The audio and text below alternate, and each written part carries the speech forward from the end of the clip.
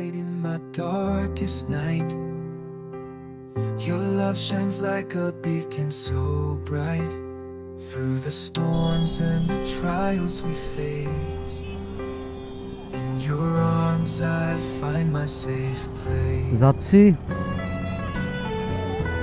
Kushtia court station, Kushtia শহরের একেবারে প্রাণকেন্দ্রে অবস্থিত।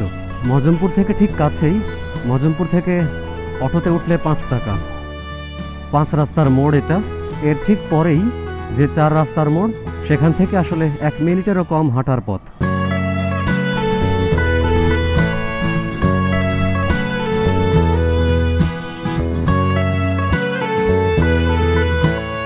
এটাই হচ্ছে বক চত্বর, 4 রাস্তার মোড়।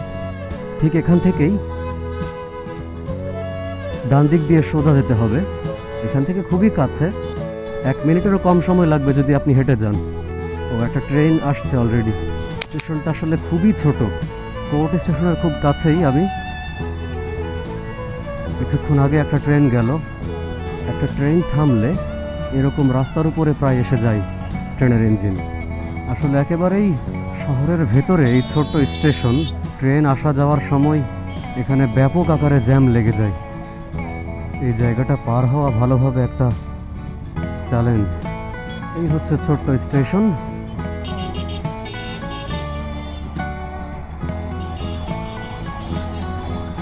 প্রত্যেকটা রাস্তা এরকম জ্যাম হয়ে ব্লক হয়ে থাকে।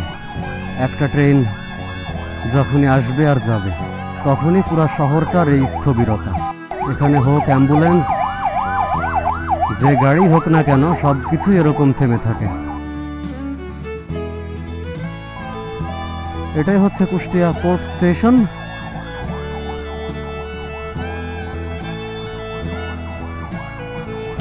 এটাই হচ্ছে কুষ্টিয়া কোর্ট স্টেশন, একেবারে কুষ্টিয়া শহরের প্রাণকেন্দ্রে। স্টেশনের বাইরেই অনেক বড় পার্কিং, আর তারপরে এই হলুদ বিল্ডিংয়ের কুষ্টিয়া কোর্ট স্টেশন।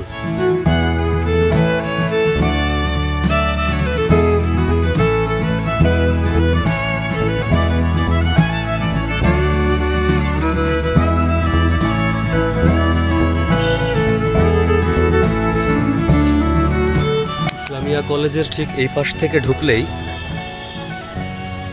এই কোর্ট স্টেশনের শুরু, আর অনেক সুন্দর একটা কাঠগোলাপের গাছ।